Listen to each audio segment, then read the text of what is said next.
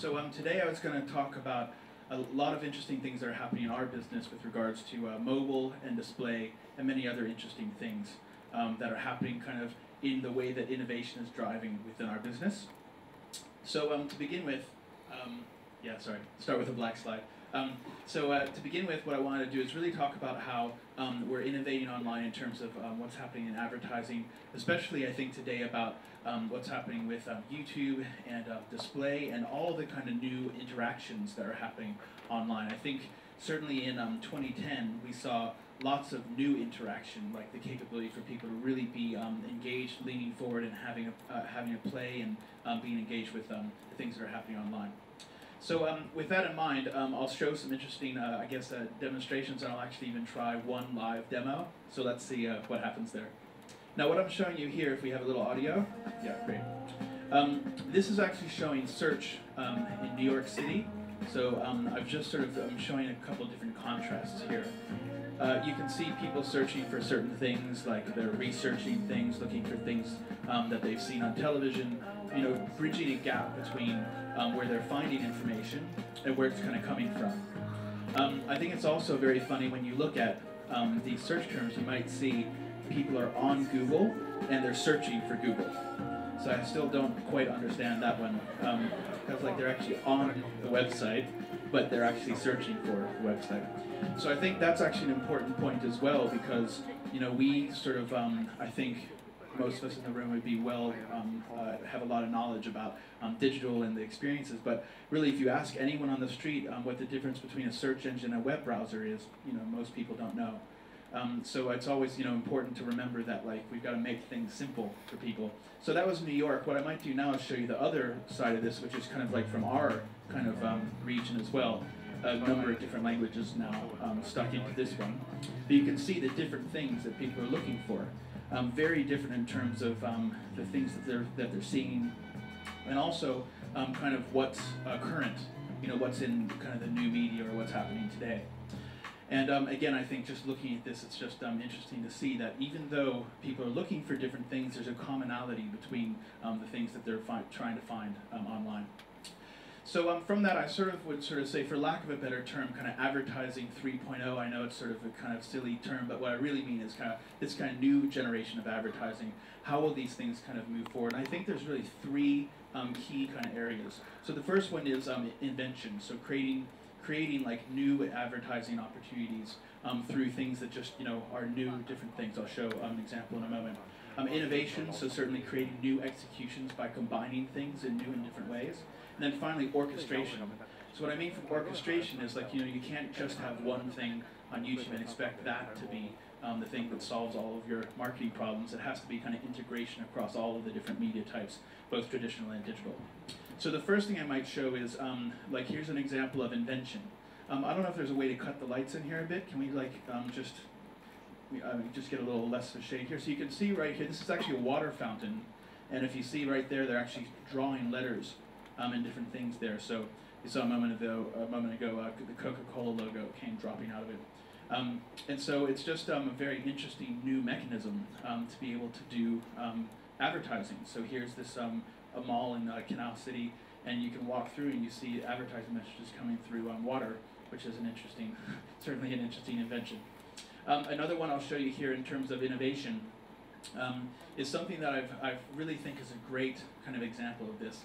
This is actually something that agency Sapient Nitro created. Now this is a facial recognition system, and they've actually been able to gauge, it's the same type of things that you see in kind of small digital cameras now, where it takes the picture once it finds that you're smiling. So it finds that you're actually making a smile, and then it sort of captures. So what they did was they created a vending machine, an ice cream machine, that they put out on the street. And so here they're sort of doing the development. Of course, this took different pieces of technology from all different areas of I guess what we call digital. So here you can see they're interacting with the machine, and as soon as it finds with this kind of smile meter, once it gets a good smile, it captures a picture, and then, so there's the smile meter, captures it, and then you can share this. So again, remember, this is just on a street corner. So you can share this, send it to your friends, put it on your mobile phone, but then once you've successfully done that, it goes and says, congratulations, etc. What ice cream do you want? And then you can see here's the ice cream coming out the bottom. So you get a free ice cream for doing the whole experiment. So I think that's a really great example of kind of innovation. It's taking the best of kind of digital technologies, the physical world, bringing these things all together in a unique and interesting way. And then a third piece here I call the orchestration piece. Some of you may have seen this. It's called iButterfly. It's something from Japan. And what they do is those are virtual reality butterflies. And if you see them, you point your phone up, and then you can capture the butterflies. And then once you have them, what's interesting, you can share them. It turns it into like a game and all these kind of collector kind of style things from different areas.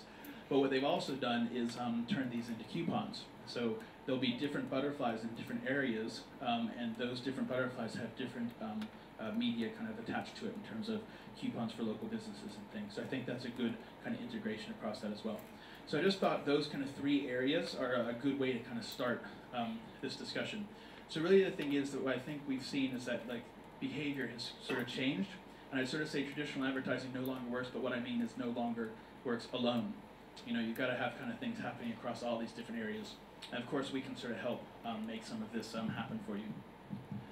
Now what I'd sort of say with that is I might actually say that like in this kind of new advertising area, you know, there's kind of the renaissance of marketing. It's the rebirth of marketing as we know it, because brands aren't really selling brands anymore. It's people that are selling brands, you know, making the recommendations and making those things happen. So what I'd sort of say is like, you know, thinking about this is kind of like, you know, the campfire. So, you know, in sort of the history, like throughout the history of mankind, people used to tell stories and have told stories, and usually it's been kind of around the campfire, at least for the first 45,000 years that we've been on the planet. But it just so happens now with the revolution of the internet that people are using online video and these type of things to share their messages. So I would sort of really call this kind of like the virtual campfire of today, like people being able to share those messages and not just do it locally, but be able to have those messages go all around the world. And of course now there's about 2 billion views a day of YouTube video globally, so that's quite a large number of views. Actually sort of it's almost the population of China, the US, and the European Union all combined on a daily basis looking at these things online. So it's certainly a huge opportunity there. And of course they're not just only watching dogs on skateboards. You know, this is kind of like, this video is like one of the early videos on YouTube that was sort of shared around virally, this dog that could ride a skateboard. You know, this was kind of a first early example, because this was, I think, in 06 or 07. It's really funny because we also find with YouTube videos, some of these kind of viral videos, it's not like they ever sort of change. It's like just as many people are continuing to watch them and share them even years later. So what I might say is like, so what if we actually were able to kind of test this in a different way? So what I wanted to introduce is this guy who's the ad test dummy, not the crash test dummy, but the ad test dummy. Yeah, I'm gonna sort of take you through maybe like what are the kind of attributes that you would think of in terms of what would happen with you know, advertising online and engaging.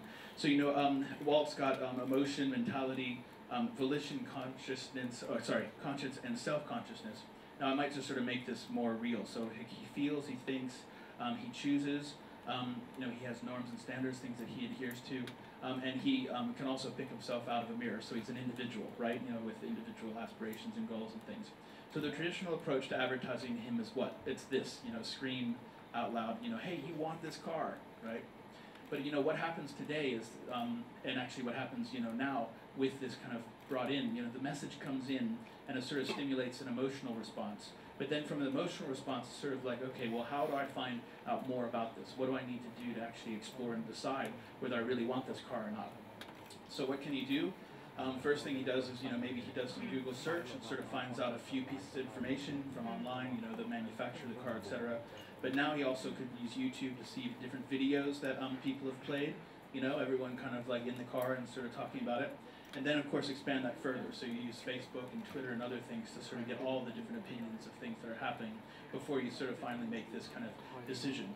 So he's used this kind of, all these kind of research tools to get to this kind of point of view where he finally says, okay, cool, well, let's do it. Let's sort of turn it into like an actual decision and say, you know, it's time, okay, I'm sold, this is the car that I want. Now, so the thing is, you know, if we do this right, then of course we're providing him with these kind of mechanisms to be able to, you know, tell all of his friends about it as well. So he sort of continues in that loop. So, it's interesting because it's not kind of something you can do in other media as this way of being able to communicate and continue this conversation over time and then have that cycle continue as well.